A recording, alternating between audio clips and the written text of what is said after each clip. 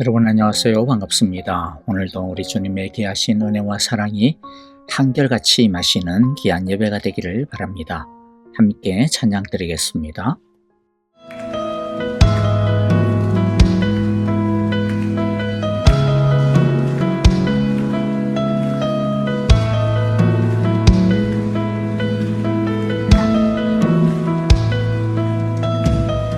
내게로부터 눈을 들어 주를 보기 시작할 때 주의 일을 보겠네. 내 작은 마음 돌이키사 하늘에 꿈꾸게 하네. 주님을 볼 때 내게로부터 눈을 들어 주를 보기 시작할 때 주의 일을 보겠네. 내 작은 마음 돌이키사 하늘에 꿈꾸게 하네. 주님을 볼 때 모든 시선을 주님께 드리고 살아계신 하나님을 느낄 때 내 삶은 주의 역사가 되고 하나님이 일하기 시작하네.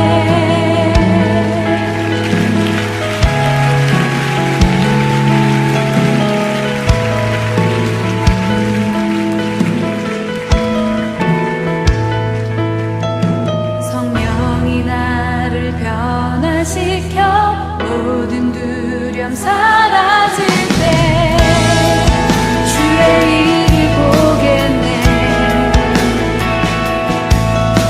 황폐한 땅 한가운데서 주님만을 알게 되리.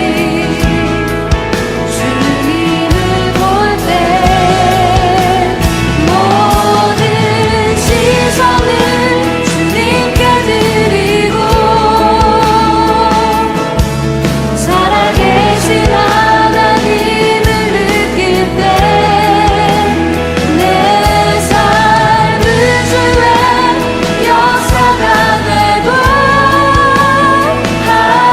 하나님이 일하기 시작하네. 모든 시선을 주님께 드리고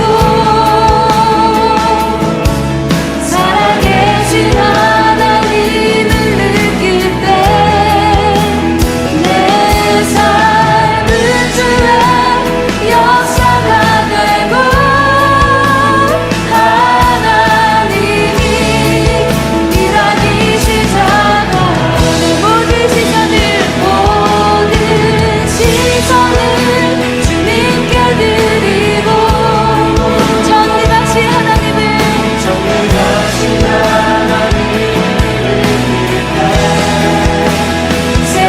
세상은 주의 나라가 되고 하나님이 일하기 시작하네.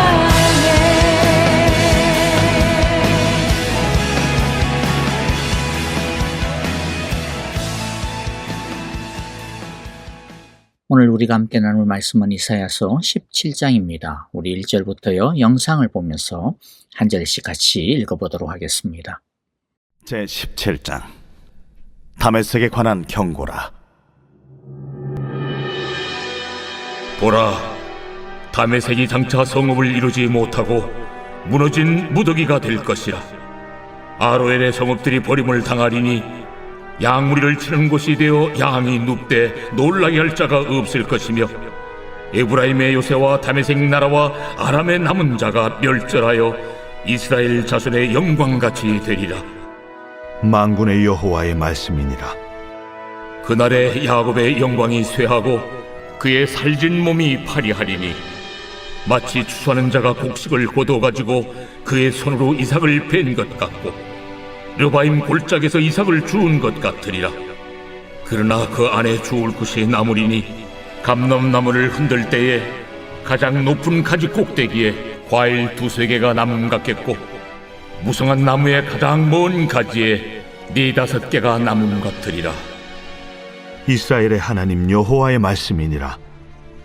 그날에 사람이 자기를 지으신 이를 바라보겠으며 그의 눈이 이스라엘의 거룩하신 이를 뵙겠고 자기 손으로 만든 제단을 바라보지 아니하며 자기 손가락으로 지은 아세라나 태양상을 보지 아니할 것이며 그날에 그 견고한 성읍들이 옛적의 이스라엘 자손 앞에서 버림받은 수풀 속의 처소와 작은 산 꼭대기의 처소 같아서 황폐하리니 이는 내가 내 구원의 하나님을 잊어버리며 내 능력의 반석을 마음에 두지 아니한 까닭이라.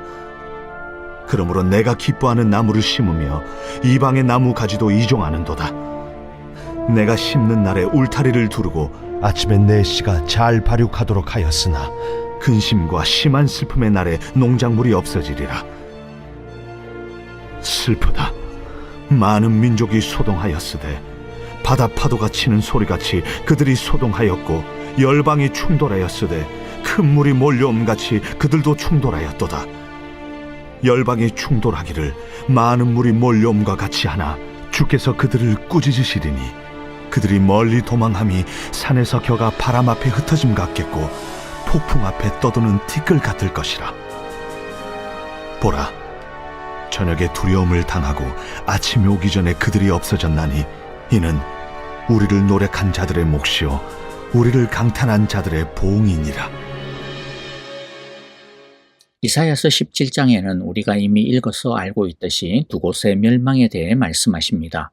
1절을 보면 다마스쿠스의 멸망을 말씀하시고 3절에 보면 에브라임의 멸망에 대해 말씀하십니다.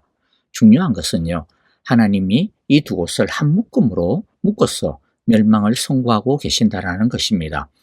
이게 왜 중요하냐면 이 두 곳, 이 두 나라는 절대로 하나로 묶여서는 안 되는 곳인데 한 묶음이 되어 있다라는 것입니다. 이것은 특히 이스라엘에게 있어서 너무나도 중요한 메시지가 됩니다. 이 두 곳이 한 세트가 되었다라고 하는 것 자체만으로 경건한 이스라엘 백성이라면 치욕을 느꼈을 것이고 수치도 이런 수치가 없었을 것입니다. 왜입니까? 먼저 이 두 곳이 도대체 어떤 나라인지를 보겠습니다. 1절에 나오는 다마스쿠스는 나라 이름이 아니고 도시의 이름인데요. 시리아라고 하는 나라의 수도입니다. 성경에는 자주자주 어떤 나라의 수도나 중요한 도시의 이름 또는 민족의 이름을 사용하여 나라를 표현합니다. 그래서 다마스쿠스라는 것은 다마스쿠스라는 도시를 말할 뿐만 아니라 더 크게는 시리아라고 하는 나라 전체를 말하는 것이죠. 자, 그러면 두 번째 나오는 이 에브라임은 무엇입니까? 에브라임은 북이스라엘을 말합니다. 왜 에브라임이 북이스라엘이냐면 북이스라엘은 이스라엘의 12지파 중에서 10개의 지파로 이루어진 나라인데요.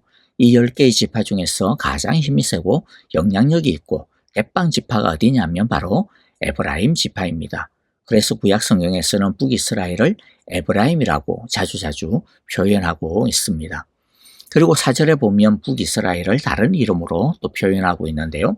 바로 야곱이라고 부르고 있죠. 야곱도 북이스라엘을 지칭하는 표현 중에서 자주 등장하는 것이니까 잘 기억해 두시면 좋을 것 같습니다.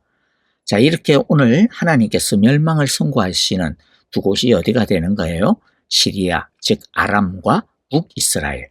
문제는 무엇입니까?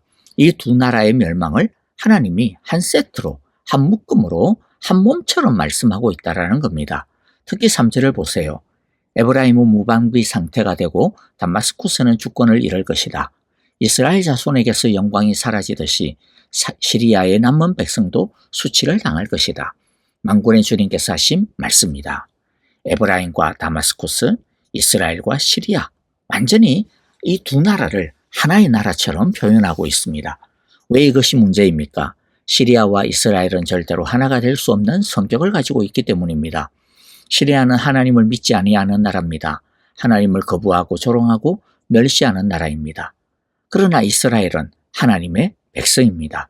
그런데 어떻게 이 둘이 한 몸처럼 될 수가 있다라는 말입니까? 이것은 완전히 수치이죠. 지금 하나님은 이스라엘을 향해 야, 너희는 내 백성 아니야? 너희는 그냥 시리아야? 시리아해? 라고 그렇게 선고하고 있는 것이죠. 너희는 나의 백성이 아니야 라고 말씀하고 있는 겁니다. 이것은 우리에게 깊은 생각을 하도록 하시는 말씀입니다. 여러분, 만일 하나님을 믿는 우리들이 사람들로부터 야, 저놈은 뭐 예수 믿는다고 하면서 하는 짓이 어떻게 김정은이하고 똑같을까? 저 인간은 히틀러 같은 놈이야. 만일 이런 말을 듣는다면 어떻겠습니까? 만일 하나님으로부터 야, 너는 뭐 사탄이랑 한 몸이랑 똑같네? 이런 평을 듣는다면 어떻겠습니까? 얼마나 수치스럽고 부끄럽겠습니까? 우리는 절대로 죄와 한 몸이 되면 안 됩니다. 세상과 한 몸이 되면 안 됩니다. 하나님과 한 몸이 되어야 됩니다. 우리는 세상 사람들로부터 야, 너는 뭐 예수 믿는다 그러는데 하나님의 뭐 백성이다 아들이다 그러는데 그건 뭐 잘 모르겠고 너나 뭐 내나 뭐 다른 거 전혀 없는데? 똑같은데? 만일 이런 평을 세상 사람들로부터 친구들로부터 들으면 안 될 것입니다. 너는 나랑 참 다르구나. 야, 너 진짜 예수쟁이 같다. 이런 말을 들어야 하지 않겠습니까? 우리 모두 지금 이스라엘처럼 이런 수치스러운 평은 절대로 듣지 말아야 할 것입니다. 오히려 반대로 하나님으로부터 야, 너는 나랑 진짜 한편이다. 너와 나는 진짜 한 몸이구나. 너가 내 안에 있고 내가 너 안에 있는구나. 정말로 우리는 하나야. 이러한 칭찬을 받는 우리 모두가 되시기를 간절히 기도하고 축복합니다. 두 번째 생각해 볼 문제는요. 그러면 왜 북이스라엘은 시리아와 한 세트가 되어서 이렇게 욕을 먹고 있는가라고 하는 것입니다. 이 당시의 세계의 지배자는 아시리아라고 하는 것 아시죠? 이제는 북이스라엘은 이 아시리아에 대항하고자 했습니다. 그러나 혼자 힘으로는 불가능하다라고 하는 것을 당연히 알았죠. 그런데 시리아가 자신들과 같은 생각을 하고 있다는 것을 알았습니다. 시리아는 이때까지는요, 북이스라엘의 가장 강력한 라이벌이었고 북이스라엘을 가장 괴롭히던 나라였습니다. 그러나 시리아라고 하는 더 큰 적을 대항하기 위해서 이스라엘은 이때까지 모든 은원들을 다 접어두기로 합니다. 이들은 손을 잡고 똘똘 뭉쳤습니다. 그래서 주변 나라들에게 자신들과 뜻을 같이 하자고, 자신들과 함께 손을 잡고 아시리아와 맞서자라고 동맹국들을 끌어모았습니다. 그러니까 이들은 아시리아라고 하는 큰 적을 대항하기 위해서 시리아의 손을 잡은 것이죠. 그런데 하나님은 이것을 아주 싫어했습니다. 이것은 하나님이 싫어하는 짓이었습니다. 이것은요, 마치 나쁜 놈을 대항하기 위해서 또 다른 나쁜 놈을 끌어들이고 손을 잡는 것이나 다를 바가 없는 것입니다. 이것은 문제를 해결하는 것이 아니라 나쁜 놈을 더 많이 끌어들이는 것과 같습니다. 하나님은 유다에게도요, 아시리아를 두려워하지 말고 엉뚱한 짓 하지 말고 하나님을 믿고 기다리라. 그렇게 말씀하셨죠.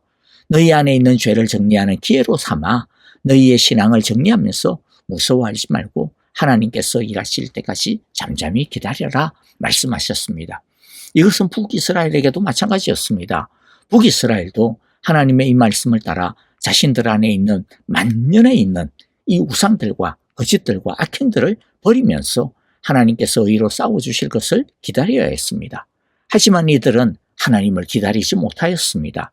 손쉽게 자신들의 어려움을 해결해 줄 수 있는 시리아의 손을 덥석 잡아버렸습니다. 그래서 10절에 보니까 이스라엘아, 내가 하나님 너의 구원자를 잊어버리고 내가 피할 견고한 반석을 기억하지 않고 이방신을 섬기려고 이방의 묘목으로 신성한 동산을 만들었구나. 하나님을 버리고 시리아의 손을 잡은 것을 이렇게 하나님께서 진노하고 있습니다. 그 결과가 무엇입니까? 처음에는 시리아가 꽤나 든든한 동아줄처럼 보였습니다. 그러나 결국에는 어떻게 되고 말았습니까? 4절에 보니까 그날이 오면 야곱의 영화가 시들고 건강하던 몸이 야위일 것이다. 5절에 그들은 곡식을 거두고 난 텅 빈 빈들처럼 될 것이다. 곡식을 거두는 자가 곡식을 다 거두어 버린 그 들판, 사람들이 이삭마저 다 죽고 내버린 그 들판, 이삭을 다 죽고 난 러바임 들판처럼 될 것이다. 아무것도 없이 텅텅 빈 완전한 멸망을 말씀하고 있습니다. 여러분, 이것은 오늘 우리에게도 너무나도 중요한 교훈입니다. 어려운 일이 있다고 해서, 힘든 일이 있다고 해서 아무 하거나 손을 잡으면 안 됩니다. 아무 일이나 하면 안 됩니다. 해결책이 될 것 같다라고 했어. 뭐 나한테 좀 도움이 될 것 같다라고 했어. 앞뒤 가리지 아니하고 분간 없이 내 눈에 좋아 보이는 것을 막 갖다 쓰면 안 됩니다. 생각해 보세요. 집에 강도가 들었다라고 해가지고 집 앞을 지나가고 있는 이 떼깡패들을 그 집으로 끌어들이면 어떻게 되겠습니까? 그것은 해결책이 될 수 없습니다. 악으로 악을 해결하면 결국 악을 더 키우는 일밖에 되지 않습니다. 좀 기다려야 하고 좀 돌아가야 하고 순간에는 손해를 좀 보더라도 하나님의 손을 계속 기다려야 합니다.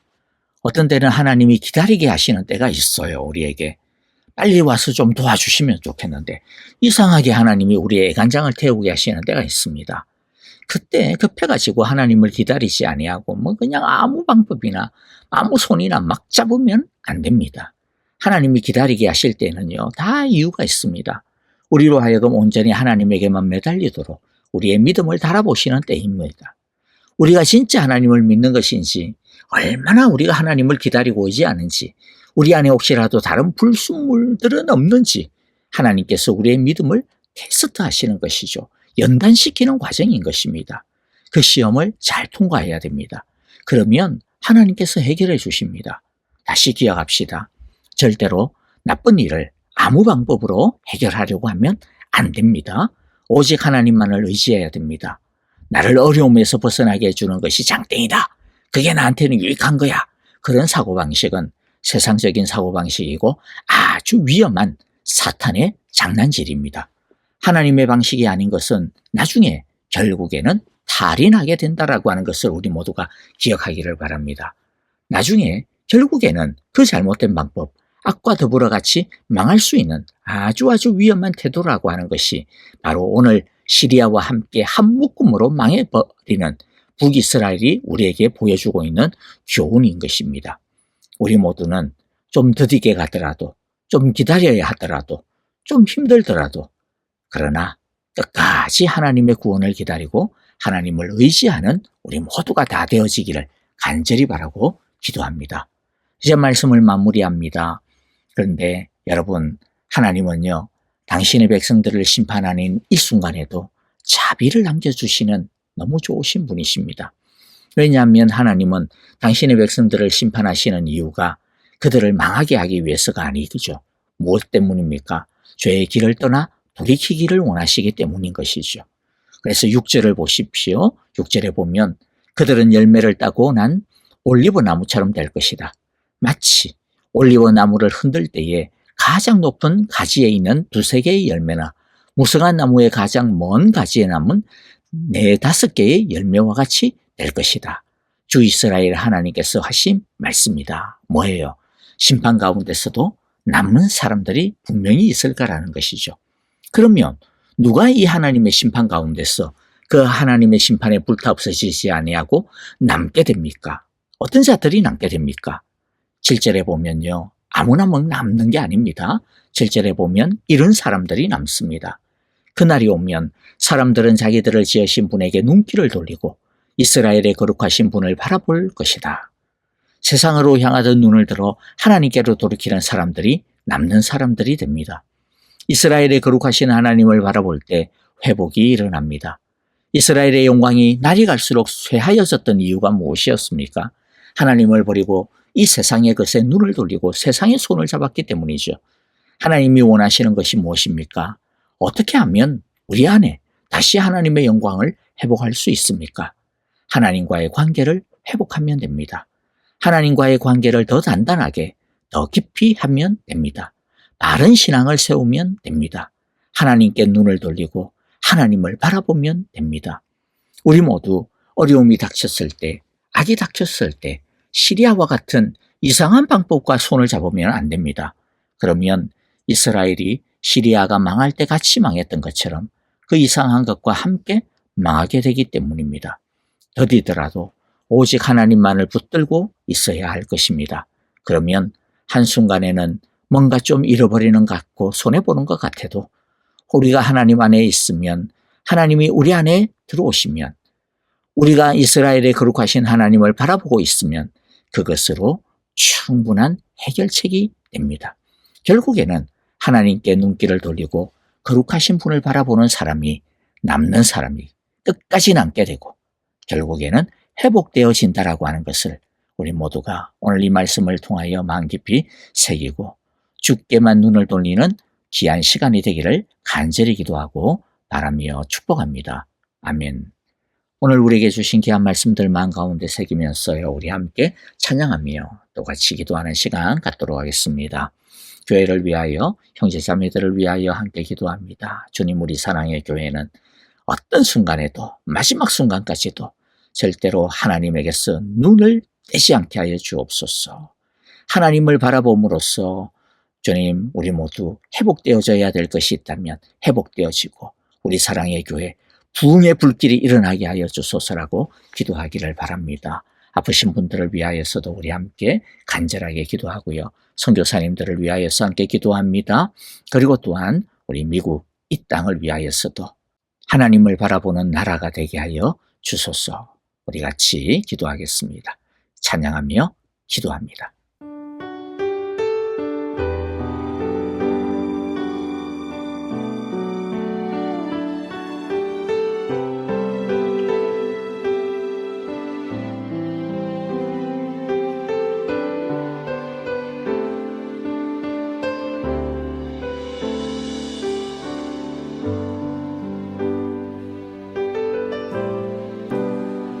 나의 주님께 찬양 드리며 그 크신 사랑 주 임재 감사해. 어두움 속에